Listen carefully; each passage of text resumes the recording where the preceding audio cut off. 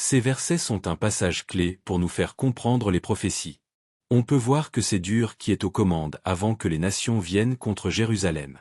Zacharie chapitre 12 verset 2. Je vais faire de Jérusalem une coupe qui fera tituber tous les peuples voisins. Et Juda sera assiégé, ainsi que Jérusalem.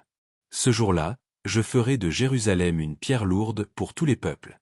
Tous ceux qui essaieront de la soulever ne manqueront pas de se blesser gravement, et toutes les nations de la terre s'uniront contre elle. Cela nous ramène aux 2 témoins du chapitre 11 de la Révélation. Dans un autre poste fut expliqué que ces 2 témoins, c'est le président Trump et Netanyahou.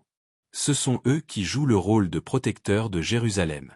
Et leur but de guerre, c'est de rétablir la terre promise.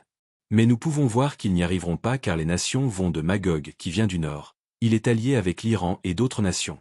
Donc, à un moment donné, la Russie, c'est-à-dire Poutine va traverser l'Euphrate, avec ses alliés pour conquérir Jérusalem. Si le contexte de la venue de Jésus, car il nous dit que quand Jérusalem sera prise, c'est là que le Messie viendra. C'est un signe important, que nous ne devons pas négliger. Nous avons tous les éléments pour comprendre ce point. Le chapitre 12 de Zacharie nous montre le jour de Dieu. Il commence 1260 jours avant la venue de Jésus. Et ces jours nous sont expliqués en disant que Jérusalem se défend contre ses voisins. Et si nous sommes attentifs, nous voyons que c'est Dieu qui les aide. Nous pouvons rapprocher ces passages avec ce que dit le livre de la Révélation au chapitre 11 au sujet de 2 témoins qui font en fait la volonté de Dieu en ce qui concerne ce passage. Nous pouvons en conclure que la guerre au Moyen-Orient ne cessera pas avant la venue de Jésus. Mais aussi que la guerre va s'amplifier.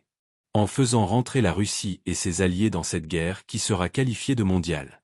C'est-à-dire qu'ils vont s'entretuer. Il faut rendre disparaître Babylone, la grande qui représente ces puissances politiques mondiales.